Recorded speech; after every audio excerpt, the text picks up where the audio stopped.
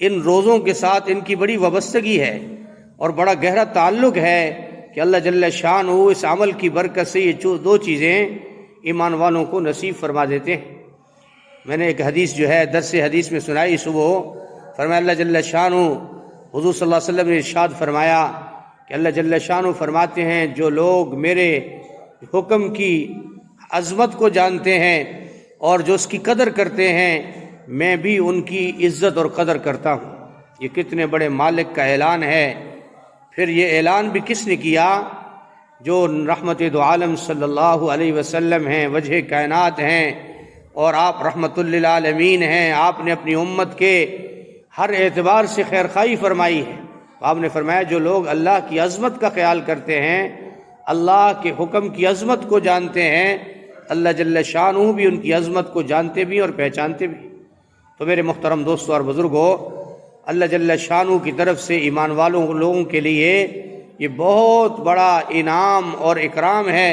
ماہ رمضان جو ہے، فرمایا کہ ہمارا نفس اتنا بگڑ چکا ہے اور مزاج اتنا آوارہ ہو چکا ہے کہ اللہ کے کسی حکم کی بات کانوں میں پڑے اور کانوں میں اس کی صدا آئے تو ہمارا نفس ایسے ہی ہچکچاہٹ کرتا ہے جیسے کہ کسی جو ہے سرکش گھوڑے پر یا کسی سرکش خچر پر آدمی کوئی اچانک وزن لاد دے اور وہ جنگل میں پھرنے والے آوارہ جانوروں کی طرح اس کو بڑا بوجھ محسوس ہوتا۔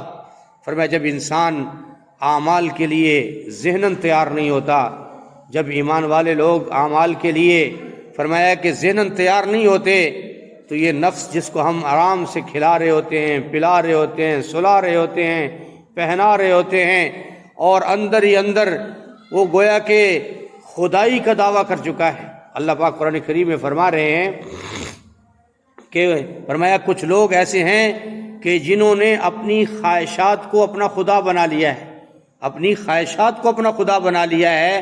تو انسان کو سوچنا چاہیے کہ ایسا تو نہیں ہے کہ خلاف شرع انسان کی خواہشات انسان کے لیے خدا بن جائیں اور وہ تمام نیک اعمال سے فرمایا کہ اس کو دور رکھیں، اور اسی دوری کے عالم میں انسان اس دنیا کو چھوڑ کر موت کا سامنا کرتے ہوئے آخرت کا سفر جاری ہو جائے، اور یہ اس کو بھی نہ پہچان سکے کہ میں تھا کیا، میں نے کرنا کیا تھا، اور میں آیا کس لیے تھا۔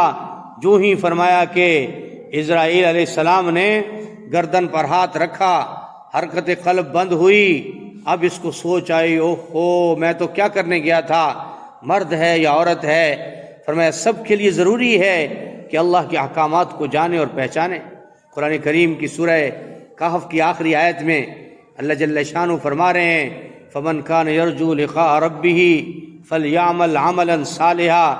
فرمایا جو آدمی مجھ سے ملاقات کرنا چاہتا ہے، جو چاہتا ہے کہ میں اپنے رب کی زیارت کروں، جو چاہتا ہے کہ میں اپنے رب کے ہاں مہمان بنوں، جو چاہتا ہے کہ میں اپنے رب کے ہاں اعزازات سے، انعامات سے اور بہترین جنت جس کا نام ہے مہمان خانے سے نوازا جاؤں، فمن کان یرجو لقاء ربہ، جو چاہتا ہے میں اپنے رب سے ملاقات کروں وہ کیا کرے، فمن عمل صالحا، فرمایا وہ نیک عمل کرے، صالح عمل کرے۔ تو میرے محترم دوستوں اور بزرگوں، انسان کے پاس زندگی کا وقت انتہائی مختصر ہے، انتہائی مختصر وقت ہے۔ یہ بلڈنگیں، یہ خواہشات اور یہ لامتناہی جو ہے خواہشات انسان اپنے دل میں بڑھا رہا ہے، بنا رہا ہے، اور پتہ نہیں کن کن خوابوں میں، کن کن خیالوں میں مرد ہے یا عورت ہے، اس عارضی زندگی کے پیچھے کتنی دوڑ ہے۔ ہمیں سوچنا چاہیے، خدا را سوچنا چاہیے کہ اللہ جل شانہ نے اس دنیا کو جب سے بنایا ہے، حدیث قدسی ہے کہ اللہ نے جب سے اس دنیا کو بنایا ہے ایک دفعہ بھی اللہ نے اس کی طرف نظر اٹھا کے بھی نہیں دیکھا۔ اللہ کے ہاں اتنی حقیر ہے، اتنی کمزور چیز ہے۔ تو میرے محترم دوستوں اور بزرگوں، جب انسان اتنی حقیر چیز کے پیچھے لگ کر اس اپنے رب کو ناراض کر لے اور اپنے اس کے محبوب کی سنت کو چھوڑ دے، اعمال صالح اور اعمال خیر کی طرف اس کی طبیعت ہی نہ بنے، مزاج بھی نہ بنے، تو میرے محترم دوستوں اور بزرگوں کیا بنے گا؟ موت کے بعد کتنا جری انسان اپنے آپ کو سمجھ رہا ہے، جو بیچارہ ایک پولیس کا تھپڑ برداشت نہیں کر سکتا، یہاں کی جیل کا ہوا ایک دن نہیں کھا سکتا، جو یہاں کے مشکلات اور مصائب کا ایک گھنٹہ آدھا گھنٹہ بھی صبر اور اس کو برداشت نہیں ہے، یہ کتنا جری ہو چکا ہے کہ اللہ کا باغی بن کر، اللہ کے احکامات کو چھوڑ کر، اللہ کے احکامات کو چھوڑ کر یہ کس طرح اللہ کے سامنے پیش ہوگا اور کس طرح اللہ جل شانہ سے یہ چھٹکارا حاصل کرے گا۔ اللہ پاک نے تو فرما دیا کہ میری ملاقات کا ارادہ اگر تم رکھتے ہو، میری ملاقات کا تم اگر ارادہ رکھتے ہو تو پھر تمہارے پاس کیا ہونا چاہیے؟ ایک آدمی سفر کرنا چاہتا ہے یا کسی وزیر اعظم سے یا بڑے سے بادشاہ سے ملنا چاہتا ہے تو وہ اس کے ملنے کے لیے اسے طریقہ کار بتایا جاتا ہے، اور اس طریقہ کار سے طے ہونے کے بعد اس کی ملاقات ہو سکتی ہے۔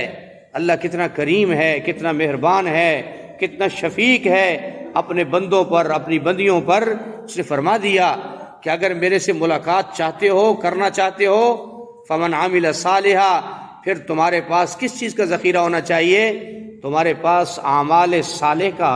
اعمال صالح کس چیز کا نام ہے؟ یہ کوئی ایسی خفیہ چیز نہیں ہے، ایسی خفیہ چیز نہیں ہے کہ جو انسان حاصل نہ کر سکے۔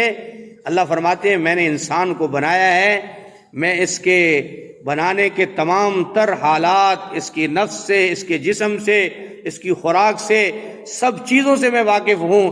انہ علیم خبیر ہوں، میں سب کچھ جانتا ہوں۔ یہ کتنا وزن برداشت کر سکتا ہے، کتنا کچھ اٹھا سکتا ہے، کتنے اعمال کو اٹھا سکتا ہے، کر سکتا ہے، جو کر سکتا ہے۔ لا یکلف اللہ نفسا الا وسعها، میں کسی نفس پر ایسا بوجھ نہیں ڈالتا جس کو وہ اٹھا نہیں سکتا۔ تو فرمایا کہ اعمال صالح کیا ہیں؟ فرمایا کہ انسان کو اللہ کے جو احکامات ہیں وہ اعمال صالح ہیں۔ یار انہوں نے بار بجا کی مصیبت انہوں نے نہیں پیسے۔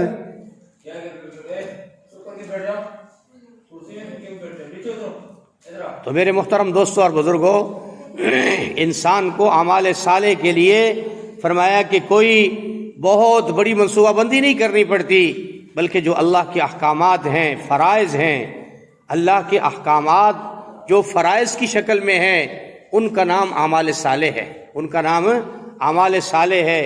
نماز 5 وقت اللہ نے حکم دیا، یہ اعمال صالح میں سے ہے۔ روزے سال میں 1 مہینے اللہ نے فرض کیے، یہ اعمال صالح میں سے ہے۔ صاحب مال ہے، زکوٰۃ نکالے، یہ اعمال صالح میں سے ہے۔ اللہ نے حکم دیا حلال کھانا ہے، حرام سے اپنے آپ کو بچانا ہے، یہ اعمال صالح میں سے ہے۔ جتنے بھی اللہ کے احکامات ہیں یہ سارے کے سارے یہ اعمال صالح ہیں۔ ان کو کرنے والا اللہ سے ملاقات بھی کرے گا، اللہ سے انعامات بھی لینے والا بنے۔ اور اسی آیت کے پیچھے فرمایا ان الذین آمنوا وعملوا الصالحات کانت لہم جنات الفردوس نزلا خالدین فیہا ابدا۔ فرمایا کہ یہ جو میری جنت میں داخل ہوں گے، فرمایا کبھی بھی اس جنت سے نکالے نہیں جائیں گے، کبھی بھی، اللہ فرما رہے ہیں کبھی بھی اس جنت سے نکالے نہیں جائیں گے۔ تو میرے محترم دوستوں اور بزرگوں، کتنے بڑے دھوکے میں ہم مبتلا ہیں، کتنی بڑی بڑی مساجد ہیں محلوں میں۔ آج کا مسلمان کسی عمل کی طرف پرواہ نہیں کر رہا، چھوٹے چھوٹے بہانوں سے، ہیلوں سے، دین سے، احکامات سے جان چھڑانے اور چرانے کے لیے داؤ پیج لگاتا ہے، اپنے آپ کو دا لگا رہا ہے، کسی کو کیا لگانا ہے۔ اللہ پاک فرما رہے ہیں کہ یا ایتھا النفس المطمئنہ، ہر نفس جو ہے وہ اپنے اعمال پر مطمئن ہوتا ہے۔ یہ نہیں ہے کہ کافر، شیاطین، فاسق، فاجر وہ اپنے اعمال پر مطمئن، وہ بھی اپنے اعمال پر مطمئن ہیں۔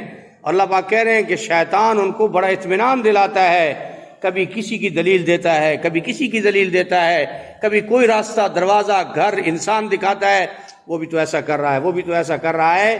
میرے محترم دوستوں اور بزرگوں، اللہ فرما رہے ہیں جب تم نے لا الہ الا اللہ محمد الرسول اللہ پڑھا ہے تو پھر سارے راستے بند، سارے طریقے بند، پھر کوئی بھی تمہارے لیے آئیڈیل نہیں ہے، تمہارے لیے صرف اللہ اور اس کے رسول کی ذات اور اس کو دیکھ کر چلنا یہ آئیڈیل۔ تو میں عرض کر رہا تھا کہ ہمارے ایمان کی کمزوریاں ہیں کہ جب ہمارے کانوں میں ایسے اعمال خیر کی آواز لگے، خدا کی قسم حق تو یہ بنتا ہے کہ مسلمان خوش ہو جائے کہ اللہ سے براہ راست لینے کا ٹائم آ رہا ہے، اللہ سے مانگنے کا وقت آ رہا ہے۔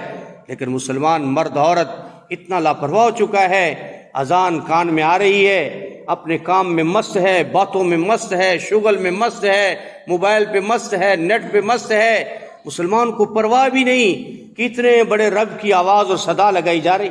مسلمان، میں آج ایک حدیث میں پڑھ رہا تھا کہ ایک آدمی قبلے کی طرف منہ کر کے تھوکتا ہے، قبلے کی طرف منہ کر کے تھوکتا ہے، اس جاہل کو یہ پتہ نہیں ہے کہ قبلے کی کتنی بڑی عظمت ہے، کتنی بڑی شان ہے۔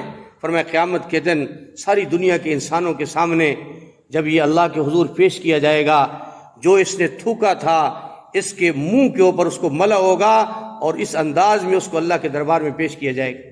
کیا سمجھتا ہے انسان؟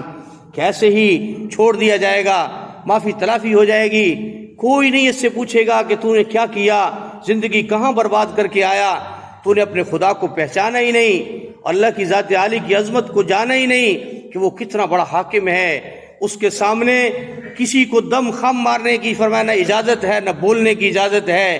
ساری دنیا اس کے سامنے جب آئے گی، جب ساری دنیا کی کائنات کو ختم فرمائے گا تو اعلان کرے گا لمن الملک اليوم للہ الواحد القہار۔ او دنیا کے انسانوں، فرشتوں، جنوں، ساری کی ساری مخلوقات، او میرے مقابلے میں معبودوں کو کھڑا کرنے والے انسانوں، آج بتاؤ کہ کوئی ہے میرا شریک، کوئی ہے زمین و آسمان کا مالک؟ میں نے تو زمینوں کو ختم کر دیا، آسمانوں کو توڑ دیا، ستارے، نظام سارا کا سارا ختم کر دیا، لپیٹ دیا۔ اذا الشمس کورت واذا النجوم انکدرت، یہ سارا اللہ کا قرآن بیان کر رہا ہے۔ سب چیزیں جب لپیٹ دی جائیں گی، اللہ اعلان کرے گا جبرائیل، اسرائیل، میکائیل، اسرافیل، جو بڑے بڑے فرشتے ہیں، کوئی ہے تم میں سے؟ فرمایا جو اعلان ہو جائے گا کہیں سے کوئی جواب نہیں آئے گا۔ اللہ پھر اپنے امر سے سب کو زندہ فرمائے گا اور پھر سب زندہ کر کے سب کو جمع کرے۔ اس لیے میرے محترم دوستو، نوجوان بھی، بوڑھے بھی، مرد بھی، عورت بھی اللہ کے احکامات کو جانیں، پہچانیں۔ خدا کی قسم یہ عارضی زندگی ہے، اس کے پیچھے لگ کر اس آخرت کی دائمی زندگی کو برباد نہ کریں۔ آج مسلمان، حدیث میں آتا ہے اس کا بہترین شغل اس کی عبادت ہونی چاہیے۔ اس کا بہترین شغل کس کو کہتے ہیں؟ کھیل میں وقت گزار دیا، گراؤنڈ میں وقت گزار دیا، ادھر ادھر گزار دیا، اس کا بہترین شغل اس کی عبادت ہونی چاہیے۔ اور یہ عبادت کب انسان کا مزاج بنتا ہے؟ فرمایا حدیث میں آتا ہے بچپن سے والدین جب بچہ چلنا پھرنا